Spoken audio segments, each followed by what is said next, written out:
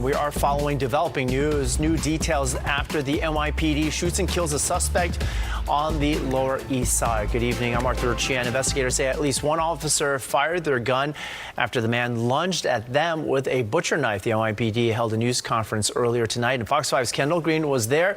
He joins us live now from the Lower East Side. Good evening, Kendall. Hey, good evening, Arthur. We're here on the Lower East Side where police confirmed that deadly shooting stemmed from a domestic assault involving a father and son. Here's what we know as we get you some video from the scene.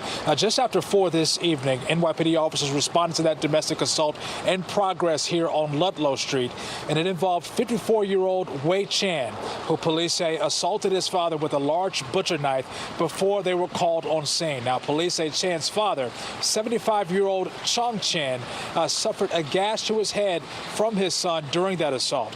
Now, police clarified before today, Wei Chan had a documented history of mental health issues, which neighbors on scene confirmed. And NYPD officials, they tell us when officers arrived here at 126 Ludlow Street, they reported seeing a blood trail on the stairs within the apartment building, and they were met with the 54-year-old walking down the stairs armed with a knife, as officers repeatedly told the man to show his hands, according to police. Take a listen.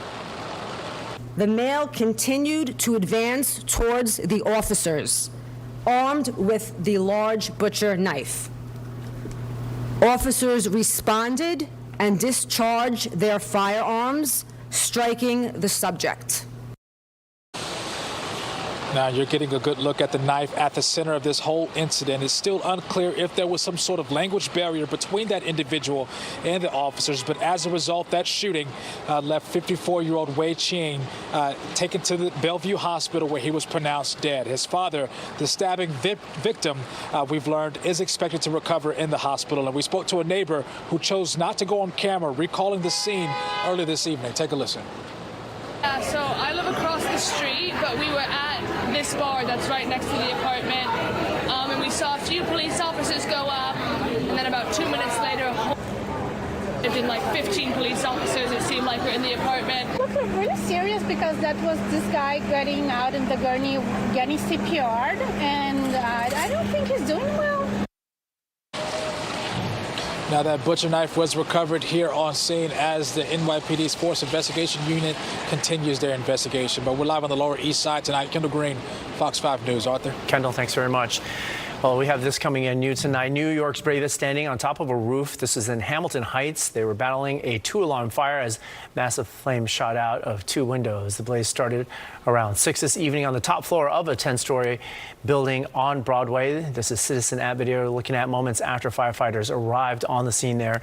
One firefighter is being treated for serious injuries. For others, that include 3 firefighters, suffered minor injuries. The cause of it is now under investigation. A stray bullet has killed an innocent bystander. This was in Flatbush, Brooklyn, around 2:30 this morning. Police say 33-year-old Sofrani Hartzog was shot in her back near Bergen Street and Howard Avenue. She was rushed to the hospital, where she was pronounced dead. Another victim, a 34-year-old man, is in stable condition tonight after being shot in the stomach. So far, no arrests have been made in that case. On Long Island, a street takeover ends with 15 arrests. Police say in Medford, they say drivers shut down Sawgrass Drive early Saturday morning, performing stunts, burnouts, and donuts in the roadway. Officers impounded 7 vehicles and issued traffic tickets. This happened after police say they tracked the group through several other locations beforehand and stopped takeovers in those areas. The suspects now face multiple charges. Now let's talk about our weather. We had some showers tonight, but if you're in for the night, I guess you count yourself lucky, because Audrey Punt is going to tell us the overnight's going to get the worst of it. Let's talk to Audrey right now. Hey, Audrey. Yeah, Arthur, we already saw from Kendall's live shot there, the rain is coming down on the Lower East Side, and we are going to have periods of rain as we go through the overnight hours here. Partial clearing will happen tomorrow. We'll see some peaks of sun before the end of the day, and we do have a nice stretch of weather ahead of us for Tuesday and Wednesday. Enjoy that, because we'll have chances of rain returning to the tri-state area later on during the week. here. So taking a look at the radar, we do have rain moving through the tri-state area. We're getting a little bit of a lull in the action, though, across western portions of New Jersey. But zooming on into a few locations, we have steady rainfall happening across Rockland and Westchester counties right now. It's kind of breaking up around Putnam County. We still have a couple of showers just north of Poughkeepsie near Kingston. But in and around the city, we have a steady rainfall coming out of Manhattan, lower Manhattan, moving towards Brooklyn at the moment. This is all moving eastward here, heading into Nassau County, so steady rainfall there. Just some scattered showers being found across parts of Suffolk County, but that steady batch of rain over towards Nassau will be heading out to the east here, so you'll get into some of the action shortly. As I mentioned, there's a lull in the action here happening across western New Jersey, so it'll get a little quiet across New York City here, but by around 11 or 12 o'clock, we'll see this line of thunderstorms coming out of eastern Pennsylvania make its approach, and that will produce some downpours as we go into the overnight hour. We actually could hit a thunderstorm or two as well, so don't be surprised if you actually hear a rumble of thunder, but things will quiet down as we go into tomorrow morning's commute. I'll have the details coming up. Arthur? Thank you so much, Audrey. We've also got developing news tonight. A memorandum of understanding signed by President Trump and Iran is set to expire tomorrow. That agreement called for an immediate end to military conflict, giving both sides up to 60 days to discuss Iran's nuclear program. This weekend, Iran continued attacks in the Strait. President Trump speaking on Friday about the conflict with Iran and the Strait of Hormuz. After we finish defeating Iran, which is being very badly defeated, pretty soon I'll be declaring the Hormuz Strait a territory of the United States. Essentially, that's what it is. We have the blockade.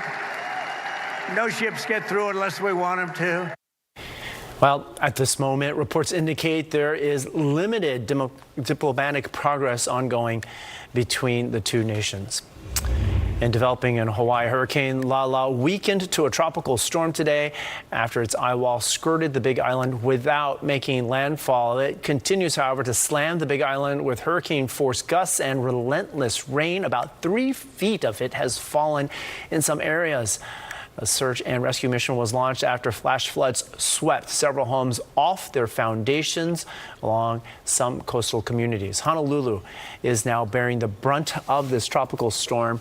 The city's fire department has launched dozens of weather-related responses. About 60,000 homes and businesses are right now without power. And in Indiana, devastating floods there have killed at least 5 people. Over the past week, the state has been hammered by heavy rains, some areas getting more than 11 inches within just 2 days. Officials say more than 350 evacuations had to be ordered in one county, and first responders reportedly having to rescue 95 people along with 45 pets.